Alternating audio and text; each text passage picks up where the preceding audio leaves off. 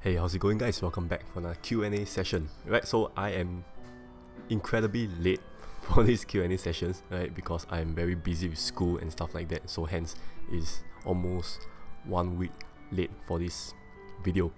Right, so without further ado, let's grab a few questions from last month's Q&A session and then let's get started. Alright, so first question comes from Andrea asking, hey Aaron, do you think it's possible to be a competitive player in TOS without spending money in it? I mean, it's hard with all the new draws, bi-weekly events, arena, blah blah blah, and it's very hard to keep pace with the game without using money. Okay, so I'll be very honest with you, at this point of time, right, like the current TOS condition, it is indeed very hard to go free to play, right? In fact, I think if you are free to play players, I'm very sure that you will have missed out a lot of cards in the previous few exclusive draws, right? Unless you are like super lucky. Okay, so one advice to free to play players or those that spend just a bit of diamonds, right? Not like those big players that spend 150 diamonds per purchase kind of thing, right? Like maybe you just spend 15 diamonds for a initial purchase reward and stuff like that, and then that's it, right?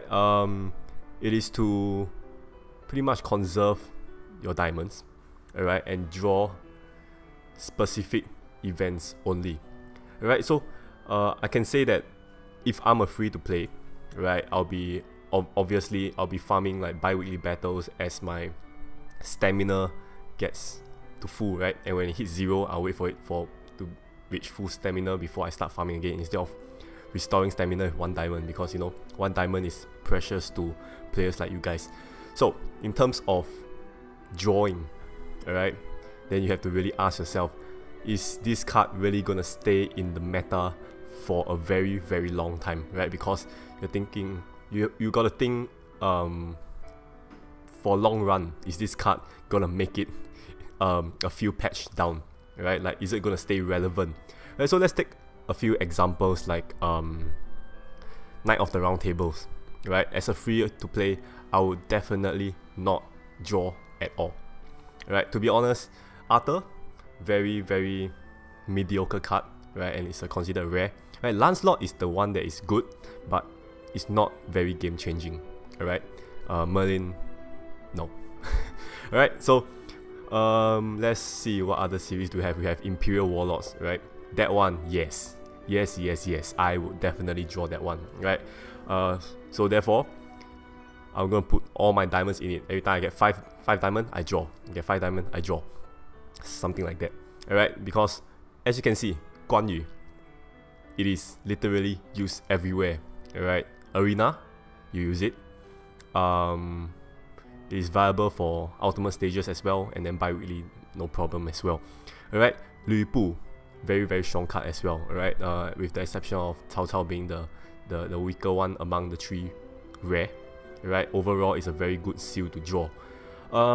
As of the current one that is currently running, Nobunaga Hideyoshi series, that one is really depends, right? Like, to be honest, it is not really a series to go for if you have very decent cards. Like, let's say you manage to get yourself a Guan Yu prior, right? I wouldn't draw this current Sengoku, right? Sengoku series, right? Of course, you will lose out on things like maybe achievement or arena, because arena somehow use the boosted cards are usually the new series cards, right? And then for ultimate stages, new stages, they usually, their achievement is leaning towards more of the new cards, the new gameplay, right? In which you might lose a bit of achievement kind of reward, but overall, you want to save your diamonds for, you know,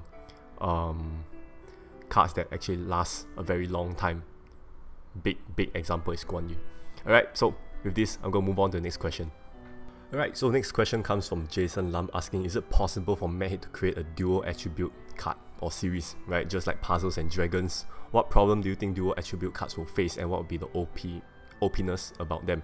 Alright, so initially I thought when Michael Lucifer Power Release came out, right before that, I thought it is gonna be the first dual attribute card, right? Like Michael Lucifer, when he Power Release, maybe you get a light and dark card, right? But it didn't happen, right? So I probably think is maybe part of the the Puzzle and Dragon problems, right? When first Tower of Saviors came out initially, they have this very big conflict with Puzzles and Dragons because of the gameplay and stuff like that, right? And then maybe they do not want to associate too much with P&D, so maybe they didn't make the dual attribute cards because of that, right? I don't think it's gonna be OP because they can definitely tweak a bit of the stats. Maybe dual attribute cards attack twice, one of each attribute, right? So you can actually tweak the attack to be lower and stuff like that, and it will definitely work out, right? Maybe it is still possible for Madhead to release such a card, but it's really up to Madhead, right? Whether they want to do this dual attribute card. So I think it's definitely possible for this one. Okay, next. So Nicholas Chen asks, do you think sealed lot like ML, Diablo, Saruman, etc., except Odin will get a VR? Right, so obviously the first thing we know, Odin, right, which is evidently not the first seal boss, right? Third seal boss, right, got Virtual Rebirth first, right? I think it is not based on it's not based on order, right? I initially thought it's gonna be Saruman first for VR, but Odin got Virtual Rebirth first, right? So I think the reason is because of the Norse, the problem with Norse God, right? It is lacking in a way that they had to do something, right? Like Norse God got a VR and then it fell back again. So the only thing they probably can do is to, VR Odin. So now maybe it comes to a point that when that series becomes weak, they get the Virtual Rebirth, right? Like Odin, in Odin's case, gets Virtual Rebirth. So maybe when Elf team gets weaker, maybe Diablo's overheal capability and stuff like that, they think that they should improve it. Maybe Diablo gets a VR, maybe Saruman gets a VR, right? The most unlikely sealed lot to get VR is Michael Lucifer because a Madhead staff told me before they did not expect Michael Lucifer to be this OP, right? OP is the real word for Michael Lucifer because it literally is literally too powerful, right? So overwhelming that when Gemsa PR came out, we were like, meh. When Yogg Sothoth came out, it's like, okay. It's so underwhelming after Michael Lucifer's PR came out. So yeah, I don't think ML is going to get any VR anytime soon, right? But it's very possible for the rest of the sealed bosses. So next question comes from Hans, asking, how do you feel about the growth and progress of your YouTube channel, right? So I'm not sure whether I answered this before, right? But I think I've talked about it maybe like during a stream or live stream or something like that. Alright, so it is definitely an unexpected thing for me, right? Because this whole channel started out as a pretty much like a review for myself, right? Like I upload my videos and then I go back and review it and see, I made a mistake here, I made a mistake there. This is how I'm supposed to spin, and this is how I can improve, right? It's pretty much something for me to upload and then look back on and see how much progress I've improved, right? But then turns out that viewers came in, watched the video, and I started accumulating subscribers, right? And in the end, it became a small little TOS guide, strategy / guide / walkthrough channel, right? In which I think it's a pretty cool thing, right? That I can actually upload my videos to guide other players along with this game. Of course, the journey isn't a very smooth journey, right? Started off as a very, very average player, right, with very average spin. If you guys go back and watch the very first few videos of my channel, right, obviously I am it is not of a very good quality video back then, right? I remember getting many comments that bash the channel, saying like why are you uploading such shitty gameplay and stuff like that, right? But of course, knowing that the internet is the internet, I continue, right? Knowing that this is pretty much what I want to do, it's like a hobby, right? At the same time, there are people who want to watch the video, right? So let's not care about the people that don't like the video and then work on, you know, the people that really want to watch the video, right? So hence I started improving the channel, taking feedback from you guys, which is why I started doing commentary and then the face cam, right? So I think that this entire channel has changed me in a way to be a more confident person, because I definitely do not speak like this when I started my commentary at the very start of this particular the channel. So it improves me in terms of my confidence, right? I think it's a long way. We've come a long way, right? I am more confident in real life as well, right? Let's say in school, when we are doing presentation and stuff like that, I feel more confident overall as a person, right? So at the same time, you see, it improves myself, and you guys benefit from the videos that I've uploaded. So I am very satisfied. Yeah, so thank you guys once again. Okay, so next, King Man asks, are you gonna start streaming more often? Do you have a specific time or date if you do? Okay, so as I mentioned at the start of this video, right, I am currently very packed with my school stuff, right? I have many assignments and stuff like that.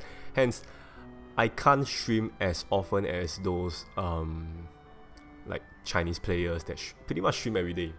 I'm not sure whether they do that as a living, right? But I'm definitely not capable of doing that as of now, right?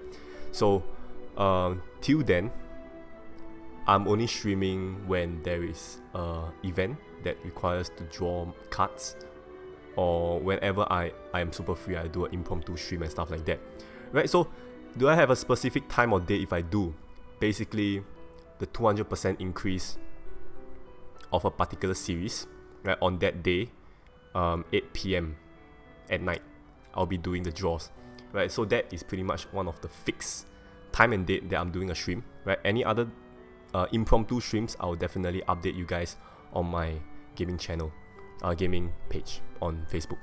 Yeah, so next question. Okay, so next question comes from Dominic Lu, asking which Earth leader do you like the most and explain why, Izanagi or Hideyoshi? Alright, don't talk about damage, but how to pass any stage. Okay, so for you guys out there that do not know these two cards. Okay, so this is Izanagi, this is Hideyoshi. Okay, so Izanagi is a god, right, first and foremost. Hideyoshi is human.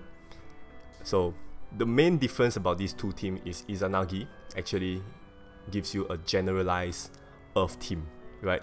It gives an Earth boost regardless of race. Hideyoshi runs mono Earth human, right, which is a very big restriction because it's just one race compared like Mark II, which gives like I forgot, Gretchen, human, dragon, right, stuff like that.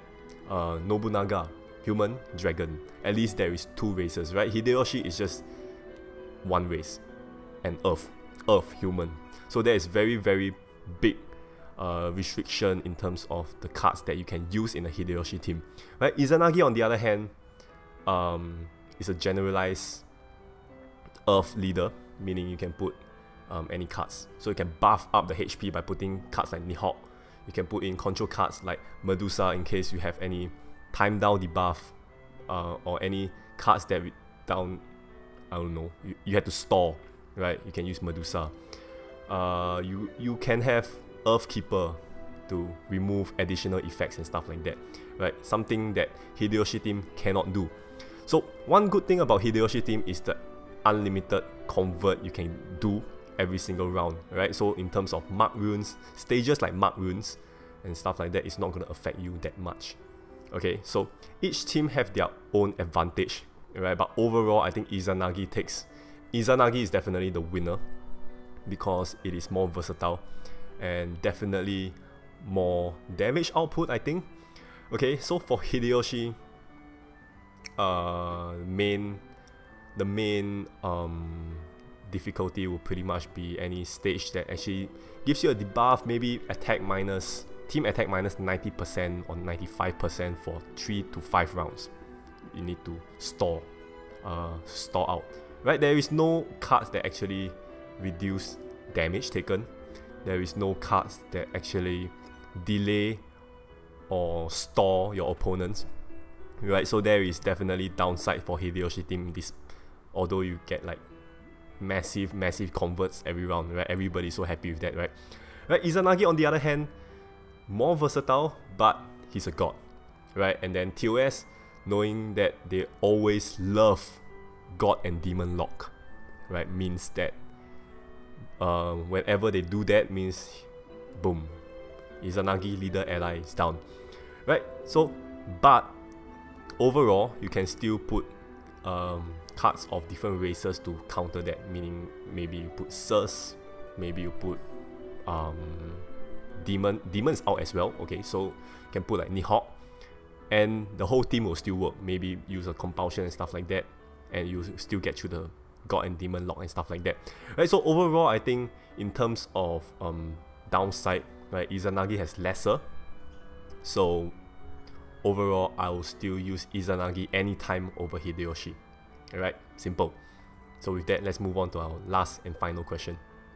Hey Aaron, do you have some tips for getting better at spinning runes?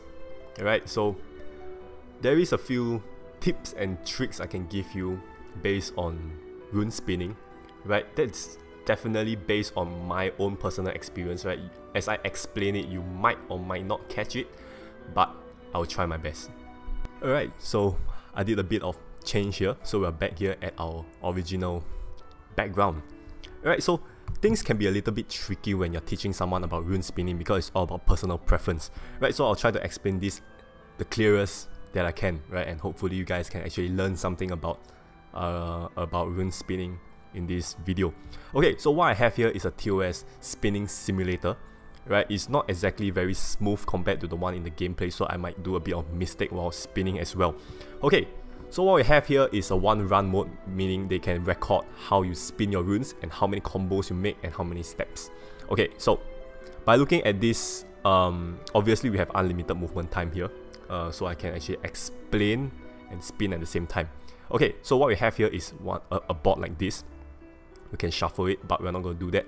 So one general thing that players used to do, players used to ask me is, why am I spinning 4 combos, 5 combos per round, right? Like how can I increase the number of combos I do initially, right? Like the initial batch of runes. Okay, so one thing that I actually observe players do, right? Be it whether I spot someone playing TOS in public, or whether it's my guild members outing and stuff like that, right? Whatever, right? One very common mistake that I see players do is they do not spin from the corners, right? These 4 corners, right? You want to spin from the most corner of the board as possible, right? This actually maximize your combos, right? So let's say obviously you can do a combo with these light runes here, these earth runes here, these hard runes here, right? Perhaps maybe these 3 water runes here, right? Let's say if you want to spin, if you start spinning here, like this water rune here, you pretty much miss out on a lot of combos. Like maybe an inexperienced player maybe will go like this, maybe will go like this, they maybe miss out the dark runes, and then maybe they go like this, 1, 2, 3, 4, right? Never mind the sky drop, right? That's 4 initial combos, alright? Obviously that's just an example, right, of very bad rune planning. Okay, so let's go back, right? Actually you can press play and then you can actually review on how you spin the runes, right? Of course this is definitely not ideal, right? As I mentioned, 4 combos initial, bad, right? You will want at least 6 or 7. Okay, so let's restart the board, right? You can see we are back at the original board. So as I mentioned, you want to spin at least to the corners. You start at maybe the top or bottom, left, right, whatever, right? You want to spin from the most corner as possible. So looking at this board, I want you guys to pause the video.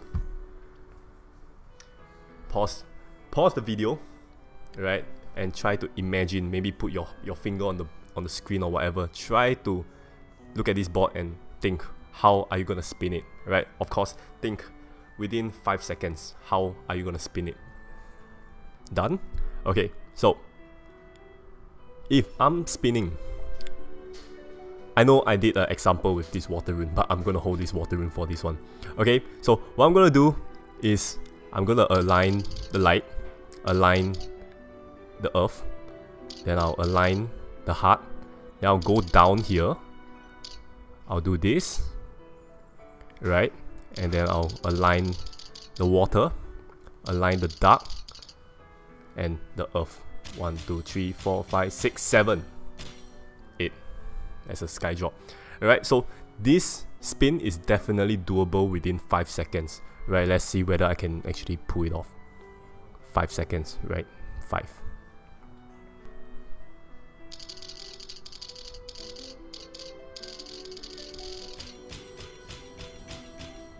See? Done. So, definitely doable, right? It's just that you have to start at the corners to maximize the amount of space you spin, right? So, why I say from the corners, because let's say if you want to start from the middle for some reason, right? And then, okay, I didn't cancel out that 5 seconds. Okay, so let's say you want to start from the middle for some reason, okay? Like you go like this. Oh, I see a light combo, let's make that one. Oh, I see a earth combo, let's do this. And then, oh, look, I'm now stuck.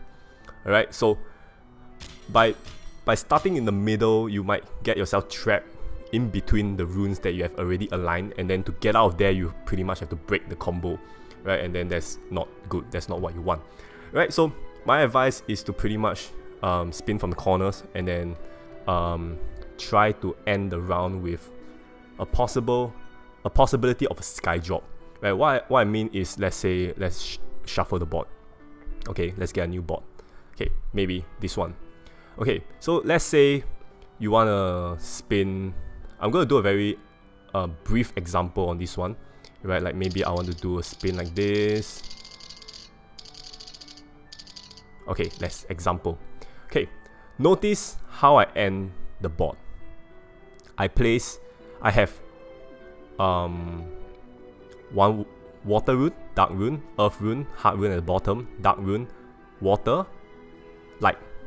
Right, so notice on the extreme right that set of 3 water runes. Below it, I've actually aligned the fire rune vertically.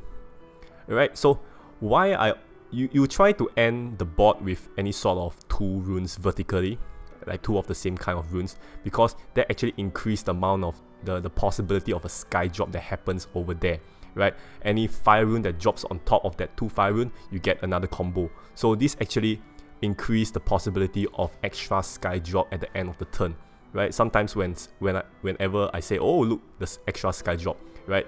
There is actually a way to increase the chance of sky drop. So this is pretty much the way to do it. Let's see whether there is. See? Right? That is definitely not rigged. Right? It is it's a simulator, but you can't edit sky drops. Right? So you can see that happen right there. That fire rune just dropped down as an additional combo, and then that actually racks up even more sky drop. Right? So that is something you can actually take note of.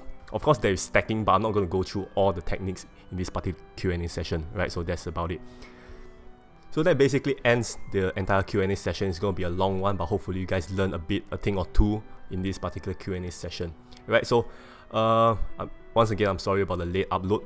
So it's the month of June now, so I've decided to pretty much release the Q&A post for June, maybe on the last week or the second last week of June, right? And then you guys can comment down a question that you want me to answer, and then I'll try my best to answer it at the end, by the end of June. Right, with this said, hopefully you guys like this Q&A session. Leave a like if you did, and then I'll see you guys in the next one. Bye bye.